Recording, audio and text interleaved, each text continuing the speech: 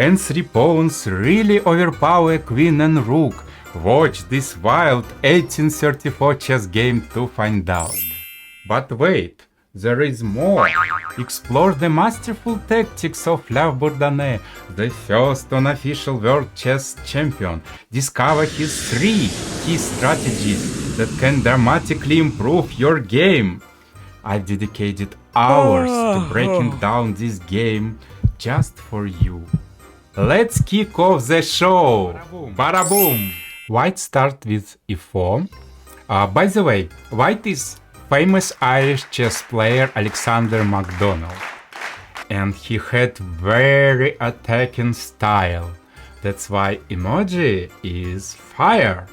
And I already told you about Louis La Bourdonnais, because he was first unofficial world chess champion. That's why he has emoji crown. Back to the game. c5. La Bourdonnais is not shy to fight. c5 is the most aggressive and most sharp move in this position. Alexander MacDonald played knight f3. Louis replied knight c6.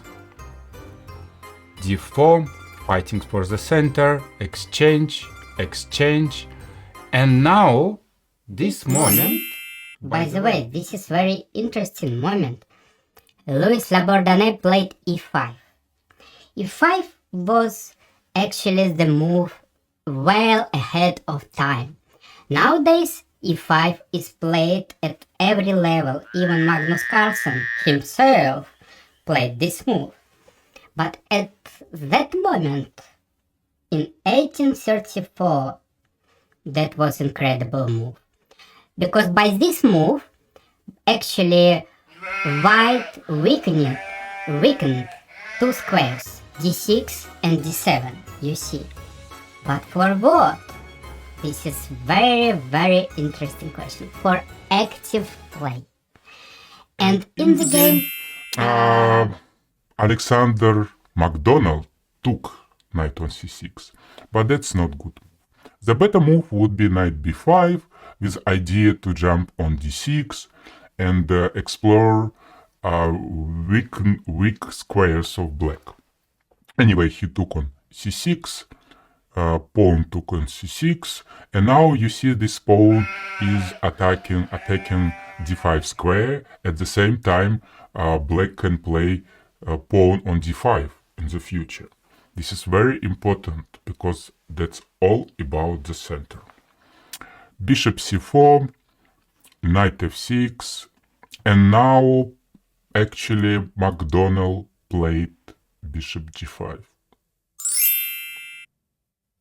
And I don't like this move. I don't like this move. I like different move, and I will show you. I like castle, because in this case, black would might have some problems. Because you see, white already hid the king in safe place. And they are ready for f4 push at some moment. Okay, anyway, MacDonald played bishop g5, bishop e7, queen e2, and d5. This is very important moment. If you have any possibility to push in the center and to grab more space and to have strong center, you have to do it. Just remember. So d5, and next move, bishop takes f6, and I don't like this move. I really don't like this move. Why, you ask? Because in this case, you will give black strong bishop pair.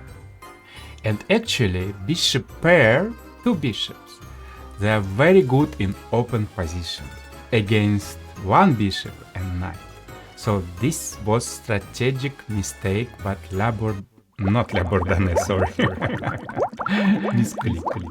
By McDonald. McDonald made a strategic mistake here. Look what happened next. And next game was Bishop B3. Next move was Bishop B3. But it's funny to be a clown because any mistake is a good. More mistakes is better. Okay, now castle. Castle. Castle. And a5. a5 is very interesting move because at the same time black has strong threat a4 and winning this bishop, and the second is idea to play in bishop a6 and winning this rook at some moment. So Black has excellent position. Black has strong center. Black has two bishops. And actually, it's two strategies that was used by Louis Labordane in this game. And the first strategy is strong center. The second strategy is unleashing a power of bishop pair. And now, let's go to the game. So, next was exchange of pawns. Rook d1. Actually a very good move. because white is not shy to attack a pawn, but black has interesting move here. They don't protect it, they just push forward. At the same time, it's now very well protected by another pawn, and this is also very good move. So more space, and as you see, more space will give you more possibilities. And now back to the game. c4, not the best move, but I will not go in different alternative moves. I will just show you something interesting here. So, and where I am. So, c4. This is not the best move. The better move would be knight d2. But I'm not going to show you many variations because we are here to get different. We want to get something unique from this game, something which we can use in our own games. So let's go back to the game. c4. Now queen d6. You see that queen is very active here. Bishop c2. Now I have a question for you. Now I have a question for you. Can black capture this pawn? Yes, of course, they cannot do it. Black cannot do it because after queen takes h7, king takes h7, babach! Queen up! The game is over. So that's why black didn't play this move. They didn't take this pawn. So they played bishop b7. Bishop is very active here on this long diagonal. Knight d2. And now another trap. For example, if black would take this pawn, queen d3 with a very nasty threat to checkmate black king here. So black has to protect. For example, after g6, rook b1, black has to move the queen, for example here, and then rook capture the bishop and just a piece up, bishop up. So that's why it's not the best move to play. So back to the game. After knight d2, black didn't go for this trap capturing on b2, so they played rook e8. This is very good move because rook is here, is very useful. It supports the pawn in the future it will be pushed, as we will see. Now the next move is knight e4. White would be happy to swap this bishop, to swap this knight for this bishop, and to eliminate an advantage of bishop pairs. But Louis wasn't so naive. He played bishop d8. c5, Labourdonnais is aggressive player, so he's trying to create Less, not less. Queen c6. And now I have a question for you. What would happen if white played rook c1? Right, you are right. Black would play f5, and if white moved the knight carelessly, then checkmate. So this is very instructive position, and this is a typical position when the bishop and when the queen is placed before the bishop, let's say this way. They are together very strong. They might create even checkmate threat. So let's go to the game. Of course, Alexander McDonald, the Irish player. By the way, he wasn't a professional player. Actually, he was a quite successful businessman. And the chess was his just hobby. On other side, Labourdonnais was a professional chess player. But in spite this fact, he was quite poor man, because the chess wasn't very popular that time, so he couldn't get enough money. And even at some moment during the match with McDonald, because this game is one of many games which were played during the 6 matches. Oh no! 6 matches.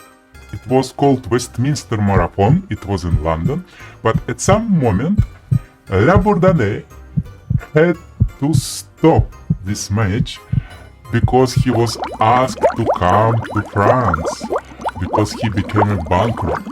So the chess wasn't very popular and wasn't very successful job at that time.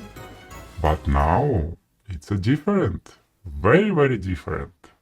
So McDonald played f3, f5, and now you can see that actually Labourdonnais is exploring, using the power of his center. And this is very important moment. Okay, McDonald gave a check because he didn't want to play passively. Yeah. Okay, give a check. King goes h1, h8. Wow, this is mistake. I'm sorry, I'm a clown. I'm supposed to make some mistakes. So, let's go to the game. In the game was played move bishop e7, rook c1, f5, And only now queen is going to c4, check. King h8. And now bishop a4. Okay. What is this good for?